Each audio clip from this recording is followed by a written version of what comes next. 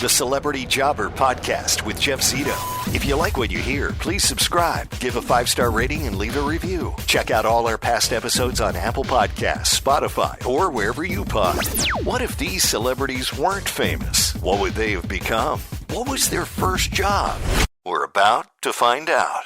Our guest this week played for the Golden State Warriors, the New York Knicks, the Chicago Bulls, and the Utah Jazz. 1993 NBA All-Defenseman second team, an NBA All-Star in 94, and the NBA's sixth man of the year in 1997. Ladies and gentlemen, our guest this week on Celebrity Jobber, John Starks.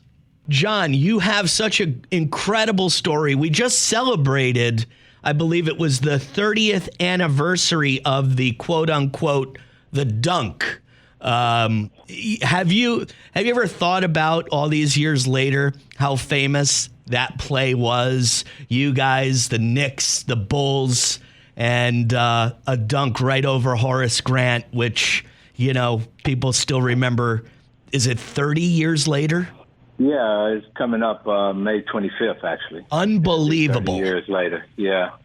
You're the first person that says Horace Grant instead of Michael Jordan. Am I wrong? Am I wrong for saying? You are correct. Most people always just say Michael, and they forget that Horace Grant was on the front end of that play. Yeah, I was watching, and I made the same sound I'm sure the entire world made, and that was, because listen, first of all, dunking on Michael Jordan, that's fine, but Horace Grant was, how much taller is Horace? Horace Grant's a big guy. Yeah, he's 6'10". Yeah. And how tall are you, John? I am 6'2". Wow. Let me get into a little bit about your life growing up. Where are you from? Where did you spend most of your time growing up? Well, I'm from Tulsa, Oklahoma. That's where I cut my teeth playing in the parks back then. We had some good ball players that came out of there. Guys you familiar with, Wayman Tisdale, Anthony Bowie, Lee Mayberry, Richard Dumas. Oh, wow. Yeah, we had a few guys that came out of there and went on to do something successful in the NBA. So that's where I kind of honed my game at, just playing in the parks. Wasn't on the AAU circuit because it wasn't that big back then like it is now. Huge. It's big business now, more so than anything. But, I just, I grew up, I had a humble beginning and just kind of like fought my way up to be the player that I became. It's an unbelievable story. Let's talk a little bit about that humble beginning. Mom and dad growing up in Tulsa, Oklahoma. Can you tell me anything about your parents and what they did? Well, I was raised by a single mother. My father wasn't in the picture when I was growing up. And so it was 7 siblings all together. And we had it, hard growing up, welfare, the whole thing that goes along with, single parent, trying to raise 7 kids. And my mother, she was a hard worker, but, it was just tough on her to try to raise. Basically, it was 5 boys, 2 girls. So wow. Trying to feed boys was very tough. And but, we would come from a loving family, very pulled together to try to make ends meet. I had my grandmother who was there. She kind of rock of the family. And so, but, the love was there. God was present in our life, and we was able to manage to get through it and go on to do things with our lives. And to this day, I'm very proud of all my siblings that we was able to fight through the adversity that goes along with the struggles that we had and come out on top. So, John, this is an incredible story. Single mother, 7 kids. And when we talk about basketball and the NBA, I understand you didn't even make your high school basketball team other than just for 1 year. Yes. Yeah, that was my junior year when I actually tried out and ended up playing my junior year. Had a successful junior year, went into my senior year. Started off with the team, and me and the coach got in a disagreement, and I ended up leaving the team. And from there, I was just playing street basketball, kind of honing my skills. At that time, I was only like 5'10", so I wasn't a tall kid. And so I was a point guard more so than a two guard coming out of high school. And my senior year, at the end of my senior year, I should say, over the summer, I grew another 4 inches. Wow. So after high school, you took a different path. And I can tell you, I know how this goes. I have a son playing college baseball right now, and he has taken a similar path to you. But tell me a little bit about the path. You weren't highly recruited out of high school because you were, you played 1 year. You're 5'10". You weren't heavily recruited, so a D1 school didn't come a-knocking. So tell me about your path. Well, when I came out of high school, I knew my only option was to go junior college. And so I pretty much went to the same route that most students go through. And to try to, get into college, I had to apply for grants and things of that nature. And I was able to, get into a junior college called Rogers State Junior College, and went down there, was a walk-on, and was able to stick around there for a semester before I got myself into some trouble, and I had to leave that school. Then I went to Northern Junior College. I was there for about a year, ended up getting kicked out of that school for some mess that I got involved in, and ended up going back home and working at Safeway, making $3.35 an hour, bagging groceries. Wow. That I kind of moved up the chain, became a checker, and then finally got to where the big dollars was, $6 an hour. Oh, nice. Stocking groceries at night. And from there, I was looking at taking an assessment of my life and where I was at, and decided to get back in school. So I enrolled back in school to get an education more so than to play basketball. It just so happens that the school, Tulsa Junior College, had a intramural basketball league, and so I just to stay in shape, I enrolled, put myself in that. End up, killing that particular league because you think about who you're playing against. Right. Intramural, just regular guys. Right. Yeah, averaging about 40 points a game. And my coach heard that they were starting another junior college called Oklahoma Junior College in Tulsa, a startup institution, and that they were looking for players to come out and participate in their basketball team. And he ended up calling a good friend of his, Ken Trickey Jr. I'm not sure you heard of Ken Trickey. Ken Trickey Jr. once coached Oral Roberts University, correct? There you go. So he was the coach, and the son was the assistant coach. And so he ended up calling him to come check me out. And he said, I think I got a player for you. So he came, and while he was at the game, he was sitting up in the stands. And so I said to myself, I'm getting ready to impress this guy. So I was at the free throw line, and I intentionally missed the shot, and it came off perfect, and I caught it and turned and dunked it backwards. Oh. and he said, no, we got to have him. So he ended up bringing me over. He said, okay, can you come, to this tryout on Saturday? And when I walked in the gym, it was about 100 people in there trying out. Really? And I looked at him, I said, really? If you want me to go out here and try? He said, don't worry about it. You're not really trying out. You just come. I just want you to come see. And so I ended up obviously putting me on the team and ended up getting me a scholarship. Wow. And so I played that particular year and started off, on the bench and was getting mediocre time. And I can remember we was playing in Idaho at this classic that they do up there. And Joey Johnson, you talking about a guy that can jump out the gym? Really? This guy was a high jumper, and I watched him stand flat-footed, and they threw him a lob pass, and he jumped up, and the ball was too high. He just like he was suspended in the air, and waited till it came off the backboard, caught it, and dunked it. Oh, wow.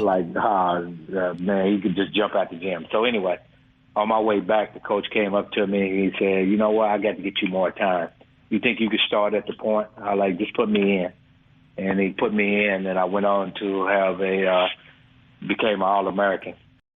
And that would be at Oklahoma Junior College, and from that you earned a full scholarship to Oklahoma State University, and that's where you finished up, and that's when it all started to happen for you after that.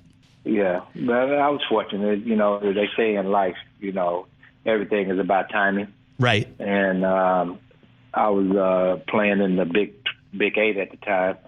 And Kansas and, you know, Oklahoma and all those teams was in there.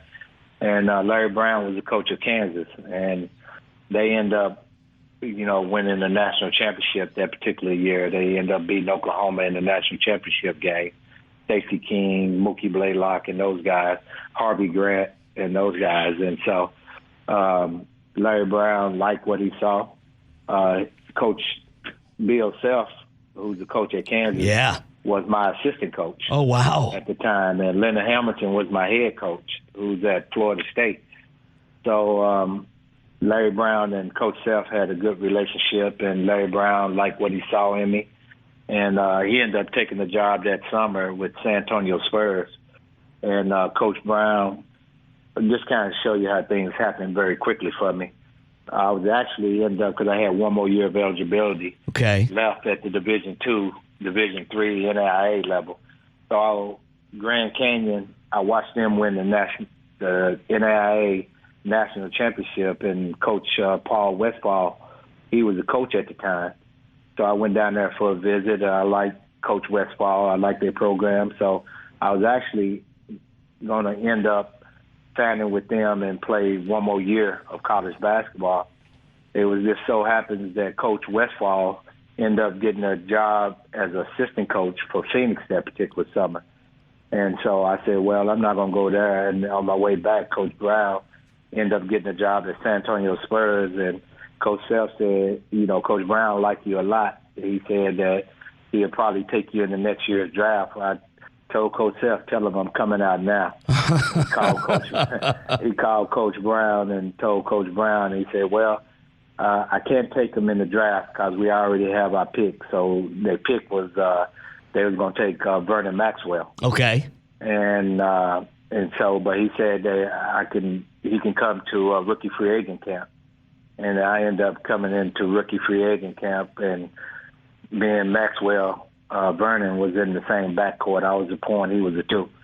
And I ended up having a great rookie free agent camp. That I have all these teams coming up to me, asking me who's my agent. I didn't have an agent. Oh, man. So Golden State ended up calling and guaranteed me $50,000 to come into training camp. Mind you, the minimum was $100,000. Okay. So they normally don't do that, but they like me so much, so they end up guaranteeing me $150,000. And so I thought, you know what? You know, let me bring this back to Coach Brown to give them opportunity to match it, because I really wanted to stay with Coach Brown in San Antonio because he gave me opportunity. And I told him what Golden State was offering, and he said we normally don't do that type of thing. I said if you can match that number, you know, I'd love to stay here with you.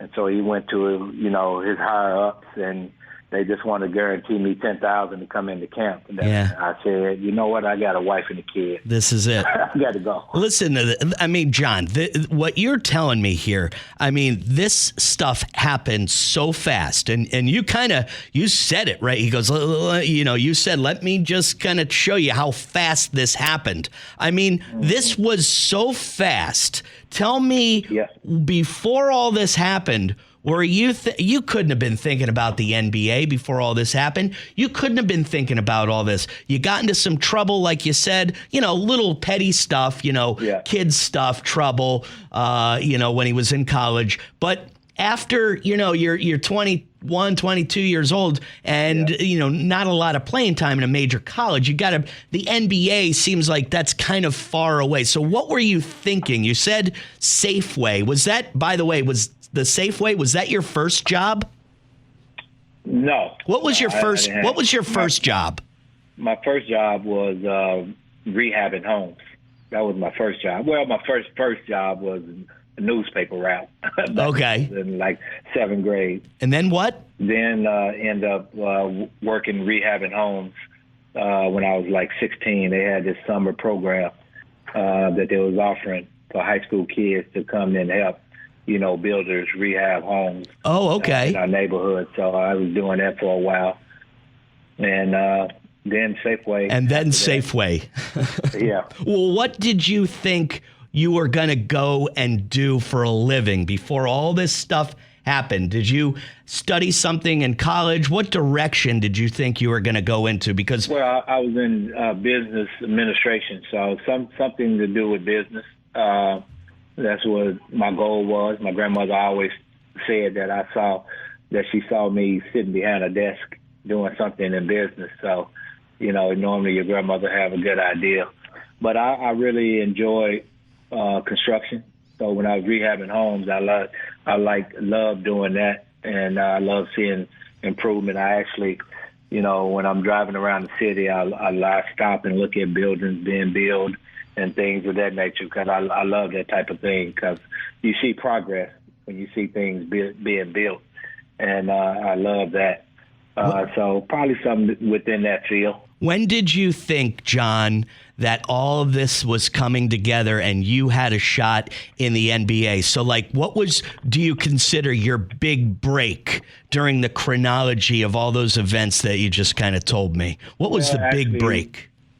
Actually, when I was playing in the summer, and I actually was playing against Dennis Rodman in a summer league. It was like a event that they do every summer called a Pigs Pop-Off, like a tournament. And he was actually just coming out of school, and all you heard about is the worm is coming. And we end up playing against them, and the first half I didn't do too well against them, and my brother said some choice words to me at halftime. And the second half, I think I came out and gave him like 20-some points. Oh, wow. And that's when I knew that, okay, I do got an opportunity to play at the next level. And Ken Trickey also gave me a lot of confidence that I could play at the next level during my time at Oklahoma Junior College, because he told me, he said, I didn't coach a lot of guys, and I didn't coach guys that went to the pros, and you just as good as any one of them. Wow. And, so they just kept reinforcing, my confidence that, I can play at the next level. And plus, during that time, a lot of pros used to come down and play in that tournament. Then vice versa, we used to go to Dallas and play against pros, during that time, during the summer. And I used to always on the all-star teams along with these pros.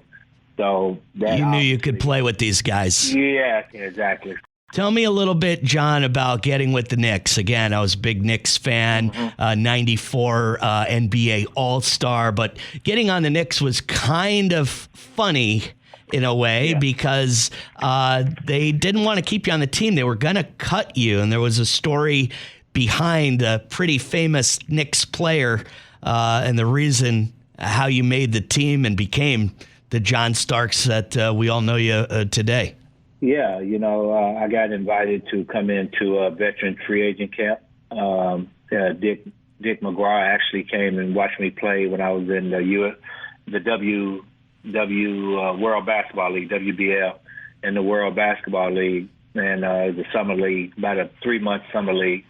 And he came and watched me play, and I put on a show for him. I think I scored 40 points up in Erie, Pennsylvania, and he said, he called my agent. Him and my agent was good friends, and he called my agent and said, we want to invite him to training camp. And I ended up coming to training camp, had a real good training camp. It was actually the last day, where they had to make a decision if they was going to keep me or cut me. And so I needed reinforced them that I wanted to be here, and I treated that last day like it was a playoff game. Right. Went in, and I don't think I missed a shot that particular day, and it was a particular play where it was a breakaway play, and Patrick was running back. If you're talking about center Patrick Ewing. Yeah, and so I said, you know what, this is my opportunity right here to show these guys. So I went up to go dunk on Patrick and forgot that he's 7 foot and he could jump. And he ended up catching my dunk. I ended up coming down and twisting my knee. I had thought I had tore it up, and he did too. He felt very bad. But it was a blessing in disguise because it made their job easier, that they really didn't feel like they wanted to cut me. But the numbers, because that position that I was playing was filled up with Trent and Gerald Wilkins at that time. And so it gave me an opportunity to get on injury reserve, and I didn't realize that they couldn't cut you if they put me on injury reserve. So it was kind of like a blessing in disguise. So it gave me a chance to hang around until the opportunity came for me to come off injury reserve and play.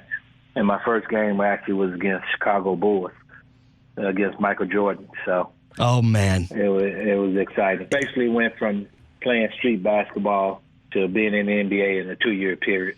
That is just unbelievable, man. I mean, it's just, and it seems like you're a guy that just, you said you came from humble beginnings. You didn't forget that. I mean, what a blessing, and just a great story. Post basketball, what do you do post basketball? Are you in the business world? Are you out? Do you play golf every day and just living a retired life? What do you do with your time now? Well, I do a lot of things. So my daytime job is I work with the Knicks in the front office as alumni relations. Okay. So that entails that I'm kind of like the face of the organization within the community.